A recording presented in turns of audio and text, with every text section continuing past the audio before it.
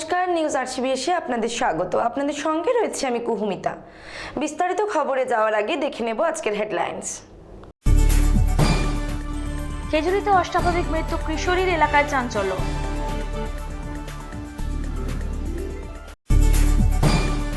মদ্যপানের প্রতিবাদ করতে গিয়ে আক্রান্ত প্রতিবাদী দীপালির আলোয় রক্তাক্ত তমলুক।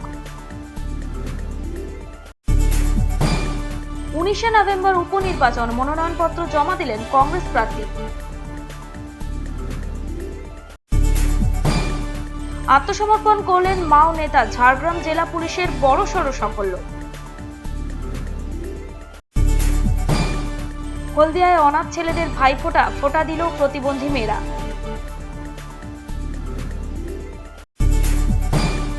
আইআইটির গবেষণার ফল, রেল পরিষেবায় আসতে চলেছে নয়া প্রযুক্তি।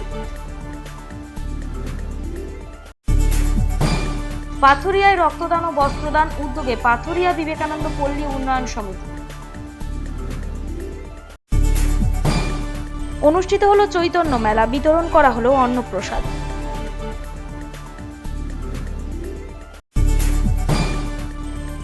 পলিমালচিং পদ্ধতির প্রয়োগ, বেগুন চাষ করে লাভবান চাষি। আসছে বিস্তারিত খবরে। খেজুরিতে ঝুলন্ত অবস্থায় যুবতীর দেহ উদ্ধার ঘিরে চাঞ্চল্য ছড়ালো এলাকায়। দেহটি উদ্ধার করে ময়নাতদন্তের জন্য কাঁথি মহকুমা হাসপাতালে পাঠিয়ে দেয় খেজুরি থানার পুলিশ।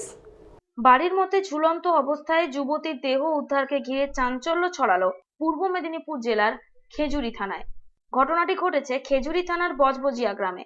জানা গেছে, মৃত যুবতীর নাম সংঘমিত্রা পড়িয়া, বাবার নাম বাসুদেব পড়িয়া। সকালে অনেক বেলা পর্যন্ত রুম থেকে না বেরোনোর ফলে চিন্তিত হয়ে পড়েন পরিবারের অন্যান্য সদস্যরা। জানা গেছে, বারবার ডাকলেও ভেতর থেকে সংঘমিত্রার কোনো সাড়া পাওয়া যায়নি। দরজা ভেঙে রুমের মধ্যে ঢুকে দেখা যায় দেহটি ঝুলন্ত অবস্থায় রয়েছে। খেজুরি থানায় খবর দেওয়া হলে পুলিশ দেহটি উদ্ধার করে ময়না তদন্তের জন্য কাঁথি মহকুমা হাসপাতালে পাঠিয়ে দেয়। ব্যাপারে যে 31 তারিখ প্রায় সন্ধ্যা সময়, তবে 5:30 6টা নাগাদ একটা ছেলে একটা মেয়ে কৃষ্ণনগর হাই স্কুলের সামনে প্রায় 100 মিটারের মধ্যেই হবে, ওরা কথা বলছে। এখানকার কয়েকটা ছেলে তাদেরকে ধরে নিয়ে যায় এবং ধরে নিয়ে গিয়ে তাদের উপর ওই মানসিকভাবে একটু টর্চার করেছে। প্রায় রাত 12:30 পর্যন্ত তাদেরকে নিয়ে বসে এখানকার স্থানীয় একটা রাজনৈতিক দলের নেতৃত্বতে ডেকে তারা বিচার সভাটা বসিয়েছে এবং সেখান থেকে তারা জরিমানাটা নিয়েছে। স্থানীয় বালক সংঘের পুজো মণ্ডপের পাশে দাঁড়িয়ে এক যুবকের সাথে কথা বলছিল সংঘমিত্রা। ওই কিশোরীকে মারধর করে কিছুক্ষণ ক্লাবে আটকে রাখে, জরিমানাও করা হয়। এই অপমানের জেরেই ওই কিশোরী আত্মহত্যা করেছে বলে ধারণা। তবে পরিবারের পক্ষ থেকে অন্য ঘটনা জানানো হয়েছে। কিশোরীর পিতার দাবি, পড়াশোনা নিয়ে বকাবকি করাতে আত্মহত্যার পথ বেছে নিয়েছে ওই কিশোরী। আমার বিধানসভা, লোকসভা 50 নম্বর, আর ভোটার এই যে পঞ্চায়েত বইতে 17 নম্বর, আর উদ্ধারটা 18 নম্বর। কাল 5টার দিকে মেয়েটা টিউশনি পড়তে আসে আমাদের কৃষ্ণনগর। ওইখান থেকে টিউশনি পড়ে বেরিয়ে যাওয়ার সময় আমাদের মনীন্দ্রনাথ হাই স্কুলের গেটের কাছে একটা রাস্তা চলে গেছে, ঢালাই রাস্তা। ওই রাস্তায় গিয়ে ওইখানে একটা ছেলে ছিল, তার পরিচিতি, সেই বজবজে, মেয়েটার বাড়ি বজবজের ছেলেটার সঙ্গে কথা বলছিল দাঁড়িয়ে। ওইখানে বালক সঙ্গে, ওই সামনে পুজো হয়, কালী পুজো, বালক সঙ্গে তাদের কিছু ছেলে, ওরা কি মিছিল সব এসে মেয়েটাকে ধরে নিয়ে যায়। মেয়েটা ছেলেটাকে ধরে নিয়ে গিয়ে ওখানে ক্লাবে বসিয়ে রেখে তাদের উপর মারধর যাই হোক হয়েছে। তারপরে বাড়ির লোককে ডেকে মেয়ের ঘরে, ছেলের ঘরে আসেনি, মেয়ের ঘরে এসেছিল। এসে বাড়ির লোক বসে ওদের সঙ্গে জরিমানা হয়েছে।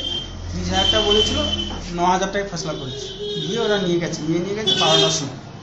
তারপরের দিন, কালকে 1 তারিখ 5টার সময় খবর পেলাম যে মেয়েটা গলায় দড়ি দিয়ে মারা গেছে। 5টা 5:30। জাহাঙ্গীর বাদশাহ রিপোর্ট, নিউজ আরসিবিএস। দীপাবলির রাতে মদ খাওয়ার প্রতিবাদ করায় একদল দুষ্কৃতীর হাতে আক্রান্ত হলো তমলুকের এক যুবক। বেধড়ক মারধর করে আঙুল কামড়ে নখ উপড়ে নিয়ে চম্পট দিল দুষ্কৃতীরা। ওই যুবককে বাঁচাতে এলে দুষ্কৃতীদের হাতে আক্রান্ত হয় তার ছোট ভাই। ঘটনায় একজনকে গ্রেপ্তার করেছে পুলিশ।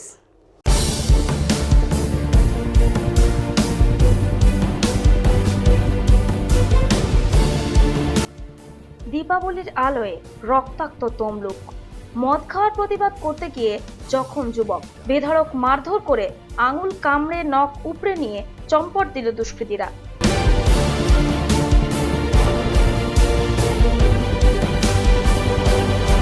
তমলুক শহরের পার্বতীপুরের 12 নম্বর ওয়ার্ডের ঘটনা। জানা গিয়েছে আক্রান্ত যুবকের নাম শুভজিৎ ভট্টাচার্য। সে স্নাতকোত্তর স্তরের প্রথম বর্ষের ছাত্র। অভিযোগ, কালীপুজোর রাতে তার বাড়ির সীমানায় ঢুকে মদ্যপান শুরু করে একদল যুবক। তাদের মদ্যপান করতে বাধা দিলে যুবকেরা তাকে বেধড়ক মারধর করে বলে অভিযোগ। চলতে থাকে নানা কটূক্তি। আমি আর আমার ভাই ওই 11-11:30 নাগাদ বাজি পড়েছিলাম সাথে। তখন ওই 3-4টে ছেলে, তখন ওই চারদিকে প্রসেশন যাচ্ছে, তো পাশাপাশি ক্লাব আছে, কোনো সব নাচানাচি হচ্ছে সব। হঠাৎ 3-4টে ছেলে মিলে ওই বাড়িতে গেট ফেট করে দিয়ে ঢুকে পড়েছে। গেট লাগানো ছিল, গেটকে ঠেলে জোর করে করে ঢুকে পড়েছে। ঢুকে পড়ে ওই ড্রিঙ্ক করেছিল, দিয়ে পেছা করেছিল। আমরা উপর দিয়ে দেখে আমি নিচে নেমে আসি, আমার পিছনে ভাইও ছিল। দিয়ে এসে বলতে করতে তারা যা করছি বেশ করেছি বলে করতে বলে আমি পুলিশকে বলবো, এটা আমি বলেছি না। তারা বলে যে পুলিশ কি করবে, যা খুশি। তুমি বলেছিলে যে পুলিশে কমপ্লেন করবে? এটা বলেছেন যে পুলিশকে। তারপর কি বলেছিল ওরা? বলে পুলিশ কি করবে, তুই নতুন বাড়ি আসবি, তোকে আমি নতুন বাড়ি দেখে নেবো, যা খুশি। আর কজন ছিল ওরা? ওরা 4 জন মিলেছিল। চেনো ওদের মধ্যে? একজনকে আমি চিনি, একজনকে চেনো? পরিচয় আছে, মানে জাস্ট মানে মুখের চেনাশোনা। আগে কোনো শত্রুতা বা কিছু পুরনো কিছু ব্যাপার কিছু হয়? আমার বাড়ি থেকে ওর বাড়ির ডিস্টেন্স হবে 1 মিনিটের রাস্তা, তাও হবে। আর জাস্ট মুখের খাতির মুখে চেনে। শুভজিৎকে বাঁচাতে এসে আক্রান্ত হয় তার ছোট ভাই দেবদীপ ভট্টাচার্য। তারপর এক দুষ্কৃতী হঠাৎই শুভজিতের ডান হাতের আঙুল কামড়ে পালিয়ে যায়। কামড়ের জেরে আঙুলের বেশ কিছুটা অংশ উধাও, ক্ষতবিক্ষত গোটা আঙুল।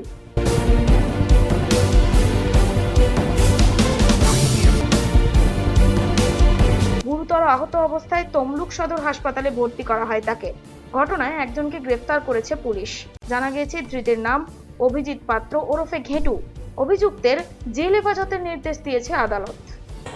যে আমি বসে টিভি দেখছিলাম, আমাদের বাড়ির সামনে দিয়ে অনেক প্রসেশন যাচ্ছে, আর হচ্ছে ওই চিৎকার শুনে, মা বলে চিৎকার শুনে আমি বেরিয়ে গেছি। দেখি না ছেলেটা কামড়ে দিয়ে হাত থেকে বেরিয়ে গেছে। আমাদের অনেক দিনের পুরনো বাড়ি, আমাদের গেটের টাকা থেকে, কিন্তু আমাদের বাড়ির লাইট ফাইট জ্বলে না আর কি।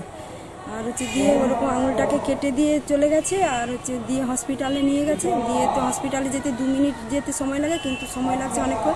দিয়ে হসপিটালে ভর্তি হলো।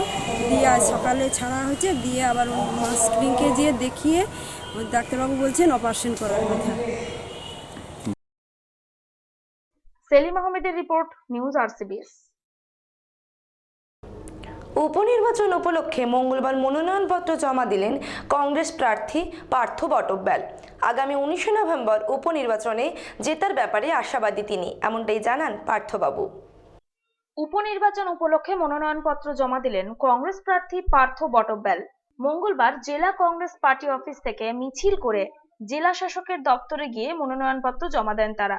কেন্দ্রে জাতীয় কংগ্রেসের পক্ষ থেকে আমরা প্রতিদ্বন্দ্বিতা করছি, ভারতীয় জাতীয় কংগ্রেস। সেখানে দল আমি পার্থ বটব্যাল আমাকে মনোনয়ন দিয়েছেন। আমি চেষ্টা করব এই লোকসভা কেন্দ্রের সর্বত্র ঘুরে সমস্ত মানুষের কথা বোঝার চেষ্টা করব। যারা এতদিন দায়িত্বে আছেন তাদের দ্বারা যে কাজ সম্পূর্ণ হয়নি নিশ্চিতভাবে মানুষের কাছে গিয়ে বলবো। এবং আমি এই তমলুক লোকসভা কেন্দ্রের মধ্যের ভোটার, এই এলাকার লোক, সবসময় এই লোকসভা কেন্দ্রের বাইরে থেকে কেন লোক হবে সে নিয়ে এই এলাকার মানুষের মধ্যে প্রচুর অভিযোগ আছে। সেক্ষেত্রে আমার মনে হয় মানুষের বাড়ির বিপদ হলে 100 কিলোমিটার দূর থেকে আসা যে কাজ করা সম্ভব তা অসম্ভব নিশ্চয়ই তাদের কাছে। আমি যেহেতু কাছে থেকে সম্ভব, অতএব সেক্ষেত্রে আমার মনে হয় তাদের থেকে আমাদের কথা ভাবাটাই মানুষের কাছে অনেক সুবিধা হবে। মিছিলে পা মেলান কয়েকশো কংগ্রেস কর্মী সমর্থক। উল্লেখ্য, আগামী 19শে নভেম্বর অনুষ্ঠিত হতে চলেছে তমলুক লোকসভা কেন্দ্রের উপনির্বাচন। জেতার ব্যাপারে আশাবাদী, এমনটাই জানিয়েছেন কংগ্রেস প্রার্থী পার্থ বটব্যাল। ভোটে জেতা আগে হোক, তারপর কাজের ভাবনাটা। এখন তো মানুষের কাছে যাওয়া, এখনই কি করা হবে বলা নেই। জেতা হারা তো বড় কথা নয়, মানুষের কাজ করাটাই বড় কথা। Bureau report, news RCBS।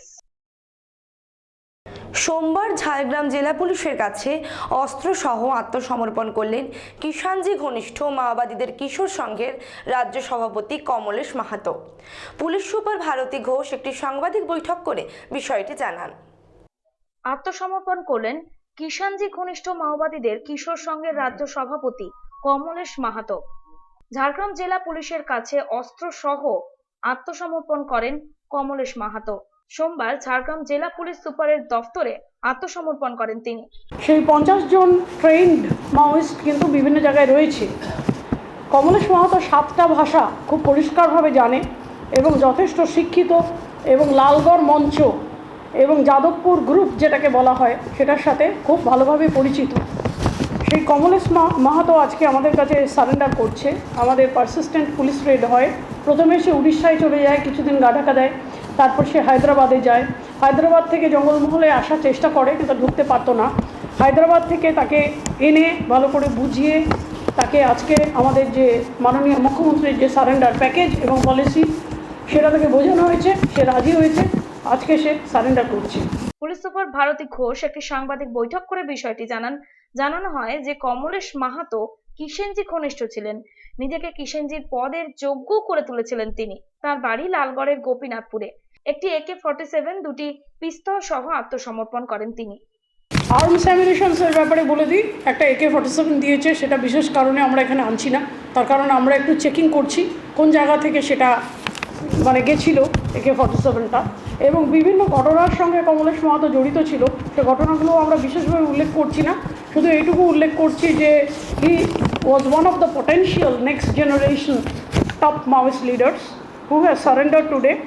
এবং উইথ হিম আরও যে 50 জন যে ওকে ট্রেনিং দিয়েছিল তারাও আস্তে আস্তে আমাদের কাছে সারেন্ডার করবে। জাহাঙ্গীর বাদশাহ রিপোর্ট, নিউজ RCBS। ভাইফোঁটার দিন হলদিয়া গান্ধী আশ্রমের 65 জন আবাসিক প্রতিবন্ধী ছেলেদের ভাইফোঁটা দিল স্থানীয় কুমুদিনী ডাকুয়া আবাসিকের প্রতিবন্ধী মেয়েরা। সেই সঙ্গে দুপুরে আহারের ব্যবস্থাও করা হয় আশ্রমের পক্ষ থেকে। ভাইফোঁটা পেয়ে খুশি অনাথ আবাসিক ছেলেরা। ভাইফোঁটার দিন হলদিয়া সমাজ কল্যাণ পর্ষদ পরিচালিত গান্ধী আশ্রমের 65 জন আবাসিক প্রতিবন্ধী ছেলেদের ভাইফোঁটা দিল স্থানীয় কুমুদিনী ডাকুয়া আবাসিকের প্রতিবন্ধী মেয়েরা। সকাল থেকে সুতাহাটা নন্দরামপুরে গান্ধী আশ্রমে আনন্দের পরিবেশ গড়ে ওঠে। সেখানে বোনেরা ভাইদের ফোঁটা দিয়ে মিষ্টি মুখ করায়। সেই সাথে আশ্রমের পক্ষ থেকে দুপুরে নানা পদ দিয়ে আহারের ব্যবস্থা করা হয়। ভাইফোঁটার দিনে বোনেদের কাছ থেকে ফোঁটা পেয়ে খুশি অনাথ আবাসিক ছেলেরা।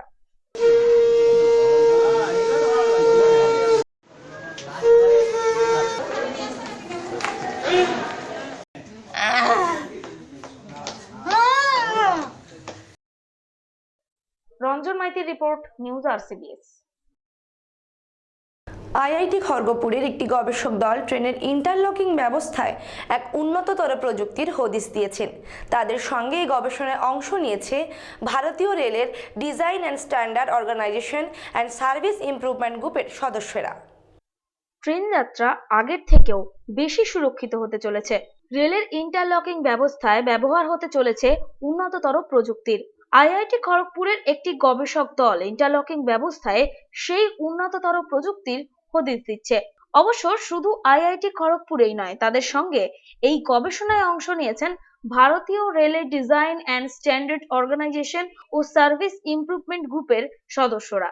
এই গবেষণা দলের তরফ থেকে জানানো হয়, ইন্টারলকিং সিস্টেমে যদি কোনো ত্রুটি থাকে তার ফল মারাত্মক হতে পারে।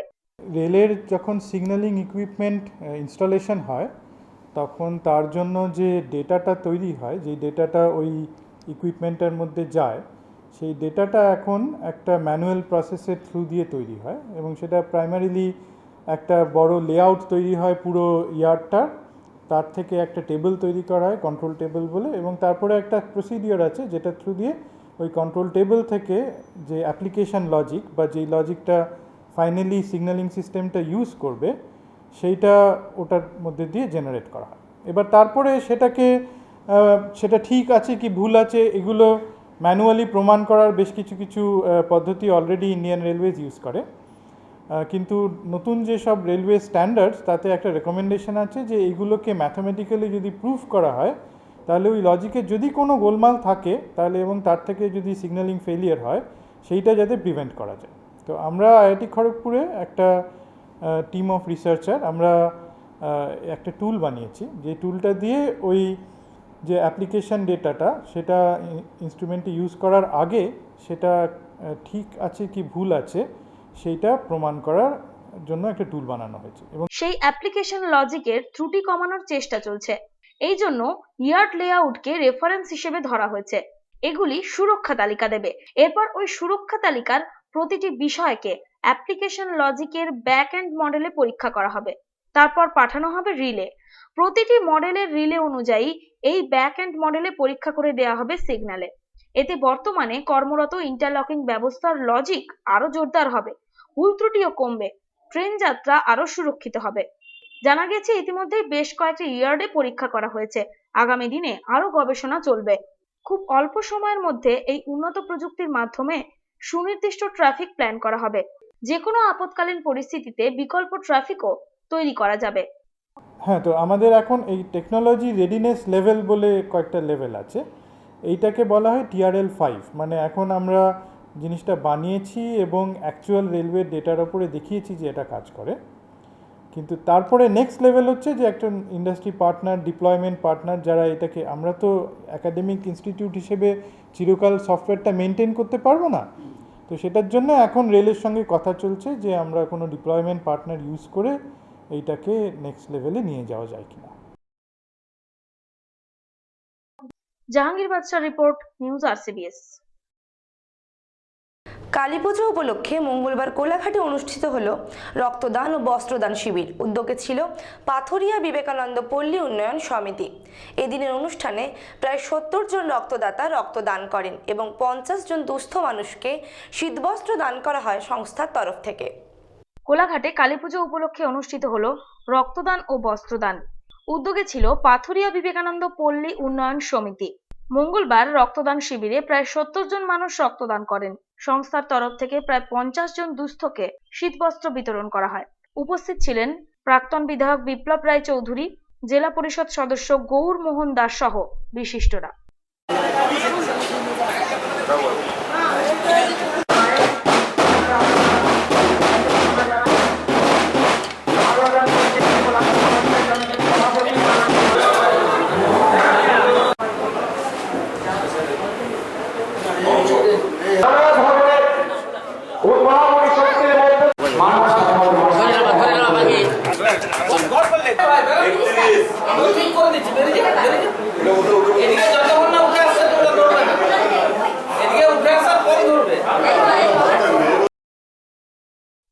Prasun Banerjee report, news RCBS। 5 দিন ব্যাপী শ্রীকৃষ্ণ চৈতন্য চেতনা মেলা অনুষ্ঠিত হলো ময়নার পূর্ণানন্দ বিদ্যাপীঠ স্কুল ময়দানে। অনুষ্ঠানের উদ্বোধন করেন নদিয়ার মহারাজ শ্রীমৎ তেবন্তী স্বামী ভক্তি চৈতন্যগিরি। উপস্থিত ছিলেন বিশিষ্টজনেরা। ময়না থানার পূর্ণানন্দ বিদ্যাপীঠ স্কুল ময়দানে 5 দিন ব্যাপী অনুষ্ঠিত হলো শ্রীকৃষ্ণ চৈতন্য চেতনা মেলা। অনুষ্ঠানের উদ্বোধন হয় মঙ্গলবার। উদ্বোধন করেন নদিয়ার মহারাজ শ্রীমৎ তেবন্তী স্বামী ভক্তি চৈতন্যগিরি। উপস্থিত ছিলেন সুখদেব আচার্য, প্রাক্তন প্রধান অনন্ত কুমার ঘোড়ই সহ বিশিষ্টরা। শনিবার ছিল এর শেষ দিন। প্রায় 6 থেকে 7 হাজার ভক্তকে এদিন অন্নপ্রসাদ বিতরণ করা হয়। আমাদের শ্রীকৃষ্ণ চৈতন্য চেতনা মেলা গত 1417 বঙ্গাব্দে শুরু হয়েছিল, বর্তমান 7ম বর্ষে পড়েছে। আমরা এই মেলা অধ্যাত্মবোধ, মানবতাবোধ এবং ভারতীয় সংস্কৃতির উপরে চিন্তা করে আমরা এই মেলা অনুষ্ঠিত করেছি। আমরা সমস্ত সুধী এবং বিদ্বজ্জন মানুষকে নিয়ে এই মেলা আমরা শুরু করেছি। এই মেলার মূল উদ্দেশ্য মানুষের মধ্যে আদর্শবোধ জাগ্রত করা, ভ্রাতৃত্ববোধ, মানবতাবোধ, এছাড়া যে সমস্ত জিনিস আমরা পুরাণ থেকে শিক্ষা নিয়েছি, আমাদের ভারতীয় সংস্কৃতির যে পুরাণগুলো, রামায়ণ, মহাভারত ইত্যাদি যে পুরাণগুলো রয়েছে, সেই পুরাণগুলো থেকে আমরা যে শিক্ষা লাভ গতদিনে করেছি, আমাদের পূর্বজরা যে সমস্ত উত্তরাধিকার আমাদের কাছে রেখে গেছেন, এই সমস্ত রামায়ণ, মহাভারত, এইসব পুরাণ থেকে যে আমরা আদর্শগুলো আছে, সেই আদর্শগুলো মানুষকে শিক্ষা দিতে চাই, মানুষকে জানাতে চাই, মানুষকে বোঝাতে চাই। অসিত বেরা ও যাদব বেরা রিপোর্ট, নিউজ RCBS। কৃষি সংক্রান্ত সমস্ত খবর এবার দেখুন RCBS বাংলায়। প্রতিদিন নিউজ RCBS দেখুন কৃষি কথা।